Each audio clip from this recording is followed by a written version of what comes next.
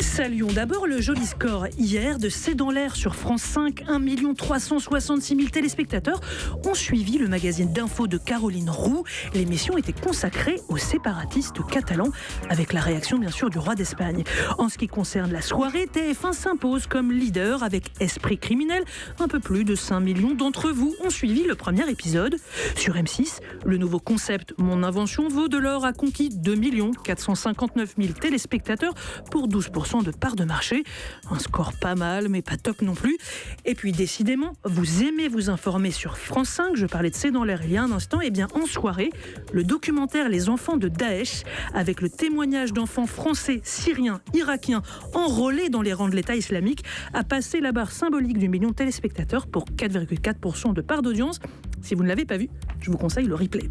Village Média sur Europe 1, le journal du village. Première info, l'onde de choc autour d'On n'est pas couché n'est pas aplanie, Raphaël. Non, fallait-il, oui ou non, diffuser cette séquence extrêmement dure samedi soir, séquence dans laquelle Christine Angot, puis Yann Moix, je le rappelle parce que certains l'oublient, prenaient vivement à partie Sandrine Rousseau, une femme venue témoigner d'une agression sexuelle. Plusieurs signes montrent que France Télévisions est très gênée par l'ampleur de la polémique. Il y a d'abord eu la déprogrammation de Vue, le zapping de France 2. Hier, la Société des journalistes de la chaîne a publié un communiqué pour regretter ce très mauvais signal. Et d'autre part, tout ceci gêne tellement France Télévisions que certaines émissions du groupe ont été vivement encouragées, selon nos informations, à ne pas trop évoquer l'affaire. Alors on attendait les explications de la chaîne et depuis hier, c'est chose faite. Oui, et c'est sur Europe 1 que ça s'est passé. Caroline Gott était l'invitée de On de la raconte hier à 18h20. La directrice exécutive de France 2 a fait très attention à ses paroles. Elle a commencé l'interview le nez dans ses notes. À titre personnel et en tant évidemment que directrice exécutive de France 2, je déplore bien sûr le malaise qui a été suscité dans le public, qui est manifeste. Et franchement, je comprends qu'une partie du public soit en colère. Vous avez noté, Caroline Gott déplore le malaise du public, pas la séquence en elle-même. La directrice exécutive de France 2 a souligné ensuite qu'il ne fallait pas résumer tout le passage de Sandrine Rousseau dans l'émission à ses seules larmes. Elle a aussi été très claire sur l'avenir de Christine Angot dans l'émission de Laurent Ruquier. Va-t-elle rester chroniqueuse à On n'est pas couché ? Oui, bien sûr, elle va rester chroniqueuse à On n'est pas couché. Alors, au-delà de tout cet embarras, rappelons tout de même que France Télé fait beaucoup d'efforts pour diffuser des programmes qui défendent le droit des femmes. Par exemple, mercredi prochain sur France 2, vous verrez une soirée spéciale sur le harcèlement sexuel avec un téléfilm et un documentaire. Une diffusion programmée bien avant la polémique, je le précise. Alors, un tout autre sujet, on attendait avec impatience le Libé des historiens, Raphaël, et il est paru ce matin. Oui, chaque année, le quotidien Libération confie la rédaction du journal à plusieurs historiens de renom. Je le montre à ceux qui nous suivent sur Internet et en vidéo. Alors, c'est toujours passionnant et inattendu, mais pourquoi on l'attendait particulièrement cette année? Je pose la question. Eh bien, la réponse est parce qu'on a très mauvais esprit. Qu'allaient dire les historiens à propos de la nomination de Stéphane Bern comme Monsieur Patrimoine d'Emmanuel Macron?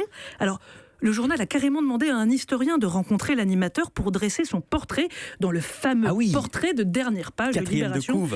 Voilà, ce sont des articles qui sont bien connus de tous les lecteurs du journal. Bon joueur, Stéphane Bern a dit oui et a rencontré un prof d'histoire contemporaine de la fac de Grenoble, un certain Sébastien Venère. Non. Bon, peut-être qu'on dit Venère et que j'ai un peu de mauvaise foi. Alors, il aurait peut-être dû se méfier, Stéphane Bern, puisque à cause de ce patronyme de l'historien, je vais vous lire la fin du portrait. Stéphane Bern dit, je cite, « Il faut arrêter de vivre hors sol, car à force de vivre hors sol, on a perdu le contact avec les gens. » L'historien reprend. « Je regarde autour de moi le luxueux café de l'avenue Montaigne où il m'a donné rendez-vous. Où vivent les historiens, à son avis ? Ambiance. » Ambiance. Vous voulez aussi nous parler d'un mystère épais sur les ondes. Oui, la nuit, il se passe parfois des choses inexplicables. Un peu comme sur RMC dans la nuit de lundi à mardi, voici ce que les auditeurs ont pu entendre aux alentours de minuit et demi. On a le sentiment quand même qu'il y a une maîtrise, qu'on est un peu moins paumé lorsque survient un accident comme celui-ci qu'il y a quelques années. On a une excellente maîtrise, j'allais dire, en post-attentat. Voilà, l'émission d'Éric Brunet sur les terroristes fichés S mélangée à un bon vieux titre de Pierre Perret, ça fait un peu mal aux oreilles. Mais quelques minutes plus tard, le tout est devenu encore plus croquignolet. Comment peuvent-ils, après avoir été fichés S, continuer à avoir des activités néfastes sur le sol ? Alors, il y a deux problèmes. Le premier problème, c'est qu'on a pris... Voilà. À nouveau, voilà, elle a l'air très contente, cette dame. Alors, canular, piratage des ondes ou plus simplement erreur d'un technicien en plein endormissement, Village Média déclare ouverte sa grande enquête à la recherche de la vérité. Merci Raphaël Baillot. Et puis, une fois n'est pas coutume, c'est moi qui vais terminer le journal du village avec Enora Balagré. Vous êtes nombreux à vous demander ce qu'elle devient depuis qu'elle a arrêté Touche pas à mon poste.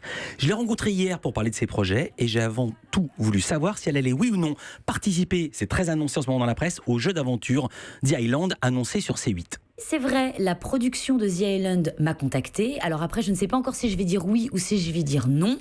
J'ai trouvé que l'idée est plutôt sympa. Après, je ne sais pas si j'ai envie de revenir en télé déjà tout court et si j'ai envie de revenir via cette émission-là en particulier. Je réfléchis encore. C'était dans la presse, vous allez revenir ou non dans Touche pas à mon poste ? Jamais, voilà. Je ne sais pas pourquoi ça a été dit, mais il n'en a jamais été question. Ça a été dit parce que ça a été dit. Fini TPMP donc, et Enora a un autre projet encore plus sulfureux. C'est un projet de fiction, de série sur la télévision, sur les coulisses de la télévision, qui va raconter exactement ce que j'ai vu et ce que j'ai vécu. Je vais tout raconter, donc des choses très rigolotes, des choses très gaies, puis des choses un peu moins gaies. L'ambiance, ça va être sexe, drogue et rock'n'roll. Vous allez tout raconter ? Ouais, oui, évidemment, sinon ça n'a pas de sens. Europe